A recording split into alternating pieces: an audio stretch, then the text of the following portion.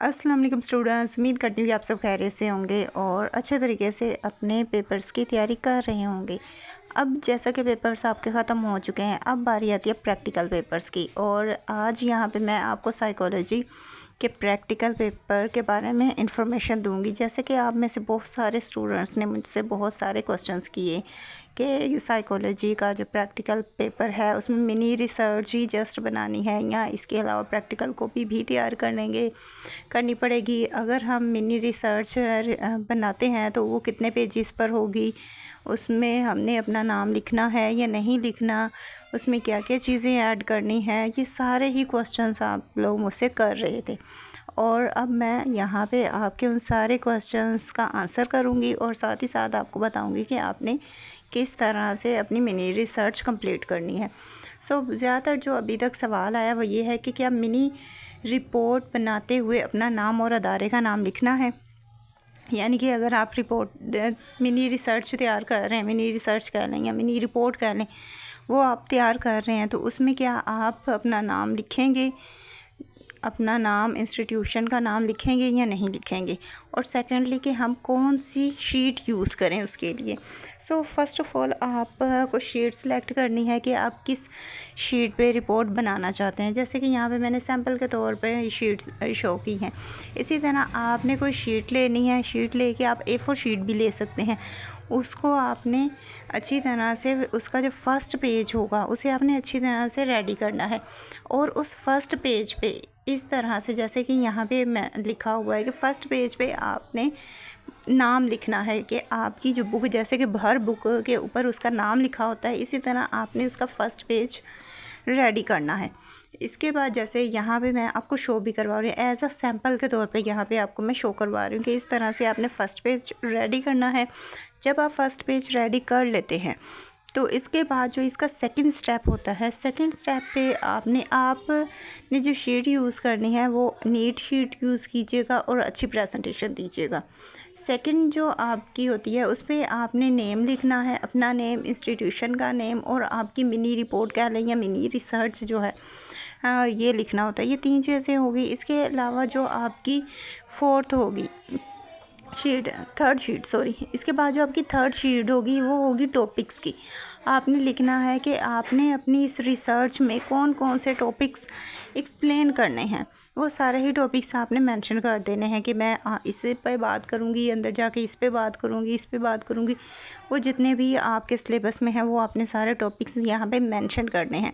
तो ये first page 3 pages आपके हो गए। इसके बाद आपने एक एक टॉपिक को लेना है और उसे एक्सप्लेन करना शुरू कर देना है। जैसे कि आपका एक टॉपिक है तो अब बात स्टूडेंट्स का ये भी क्वेश्चन होता है कि एक टॉपिक जो है वो कितने पेजेस पर होना चाहिए। तो एक टॉपिक के जब आप डिटेल आंसर करोगे तो वो 10 से 15 पेजेस पर मुश्तमिल होगा। यानी कि आपका जो टॉपिक है उसका आंसर 10 से 15 पेजेस पर मुश्तमिल होना चाहिए।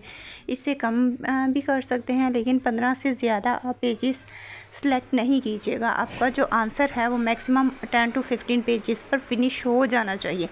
अब ये जो है इसमें आपने क्या क्या, जब आप एक्सप्लेनेशन करेंगे तो क्या क्या चीज़ें ऐड करेंगे। सबसे पहले आ जाएगा आपका टाइटल पेज, उसके बाद आ जाएगा आपका, यहाँ पे आप खुद भी पढ़ सकते हैं, सारी चीज़ें मैंने लिख के मेंशन की हैं।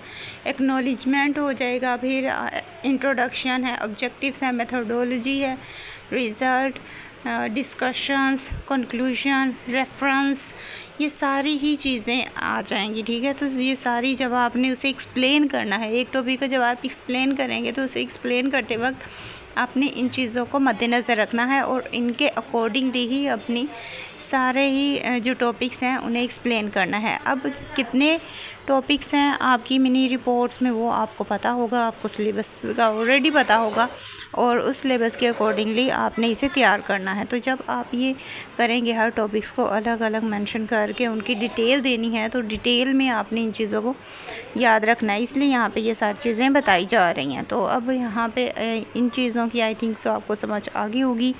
और साथ ही साथ जैसे कि मैंने आपको पहले बताया है कि आपने अपनी प्रेजेंटेशन अच्छी रखनी है। तो प्रेजेंटेशन जितनी अच्छी होगी, जितना नीट आपका काम होगा, उतना ही वो आपको बेनिफिट देगा।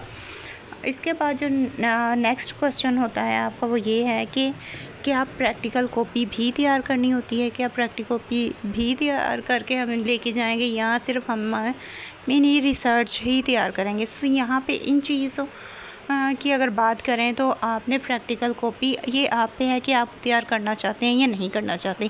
अगर आप प्रैक्टिकल कॉपी तैयार करेंगे तो उसके आपको एक्स्ट्रा मार्क्स दिए जाएंगे, तो इसलिए आप पे है कि आप इसे तैयार करते हैं या नहीं करते। अगर नहीं तैयार करते दैन भी कोई इशू नहीं होगा, और लेकिन अगर आप तैयार करेंगे, इसे तैयार करके लेके जाएंगे तो इसके आपको एक्स्ट्रा मार्क्स मिलेंगे। तो इस चीज़ को भी आपने अपने माइंड में रखना है और उसके अकॉर्डिंगली फिर आपने अपनी प्रैक्टिकल कॉपी तैयार कर लेनी है। अगर आप प्रैक्टिकल कॉपी तैयार करते हैं तो आपको 5 मार्क्स प्रैक्टिकल कॉपी के मिलेंगे, 5 मार्क्स ही आपको वाइवा के मिलेंगे और जो 10 मार्क्स हैं वो आपको मिनी रिसर्च के मिलेंगे। इस तरह से मार्क्स डिवीज़न आपकी हो जाएगी। अब यहाँ पे नेक्स्ट जो क्वेश्चन आता है कि मिनी रिपोर्ट या मिनी रिसर्च में कितने सफ़ात होने चाहिए, यानी कि वो कितने पेजेस पर मुश्तमिल होनी चाहिए। अब आप कि यहाँ पे टोटल टॉपिक्स जो आपके सिलेबस में हैं उन टॉपिक्स को एक्सप्लेन जब आप करते हो तो वो कितने पेजेस हों। तो वो जो पेजेस हैं मिनी रिसर्च के जो पेजेस होंगे वो 20 to 25 पेजेस होंगे। जस्ट आपने 20 से 25 पेजेस तक ही इसे तैयार करना है, इससे कम भी कर सकते हैं लेकिन ज़्यादा कोशिश कीजिएगा कि 25 तक इनफ हो, क्योंकि जब आप इससे ज़्यादा पेजेस यूज़ करेंगे 40 तक चले जाएंगे या 50 पेजेस आप तैयार करेंगे तो जो चेकर है, जो चेक करने वाला है उसे टाइम लगेगा। तो जितने कम पेज होंगे वो उतने ही आसानी से आपकी वो सारी देखेगा और देखने के बाद उसे इजीली चेक भी कर लेगा। लेकिन अगर ज़्यादा लेंथी हुआ तो हो सकता है कि वो सारा चेक ही ना करे और आप इरिटेट हो जाए और आपको फुल मार्क्स भी ना दे। तो इस चीज़ को आपने मद्देनज़र रखना है, अच्छी तरह से अपनी जो मिनी रिसर्च है वो तैयार करनी है। प्रैक्टिकल कॉपी अगर आप तैयार करना चाहते हैं तो वो भी तैयार कर लीजिएगा। बाकी अब यहाँ पे मैं आपको मार्क्स डिवीज़न भी शो करवा रही हूँ कि मिनी रिसर्च आप अगर तैयार करते हैं तो वो आपको 10 मार्क्स देगी, इसी तरह वाइवा 5 मार्क्स और प्रैक्टिकल कॉपी भी 5 मार्क्स आपको देगी। तो इस तरह से इनकी मार्क्स डिवीज़न होगी और इस तरह से आपके टोटल 20 मार्क्स बनते हैं और 20 में से आप इजीली 20 मार्क्स ले सकते हैं अगर आप इनकी अच्छे तरीके से प्रिपरेशन करते हैं तो।